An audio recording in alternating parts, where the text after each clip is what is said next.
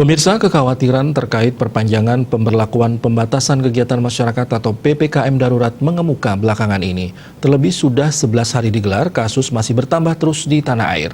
Bahkan mulai 1 hingga 13 Juli ini, sebanyak 9 kali rekor terpecahkan. Juru bicara Satgas Penanganan COVID-19 Nasional Profesor Wiku Adhisa Smito mengatakan, terkait penambahan kasus selama pemberlakuan pembatasan kegiatan masyarakat darurat, evaluasi terus dilakukan pemerintah.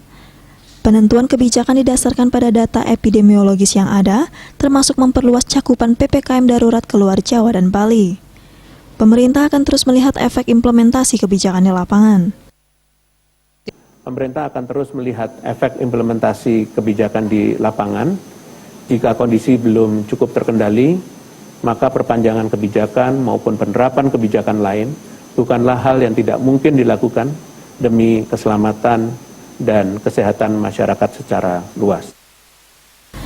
Wiku juga mengingatkan pemerintah daerah mengimplementasikan instruksi Mendagri nomor 19 dan 20 tahun 2021. Melalui Inmendagri nomor 19 tahun 2021, pemerintah menegaskan bahwa tempat ibadah tidak mengadakan kegiatan ibadah secara berjamaah. Bagi masyarakat yang ingin beribadah, maka kegiatan ibadah dilakukan di rumah. Inmendagri ini juga meniadakan pelaksanaan resepsi pernikahan. Melalui Inmendagri nomor 20 tahun 2021, pemerintah melakukan perluasan penerapan PPKM darurat ke 8 provinsi di luar Pulau Jawa Bali, yaitu Sumatera Utara, Sumatera Barat, Kepulauan Riau, Lampung, Kalimantan Barat, Kalimantan Timur, Nusa Tenggara Barat, dan Papua Barat. Diah Dewi, Bali Pos melaporkan.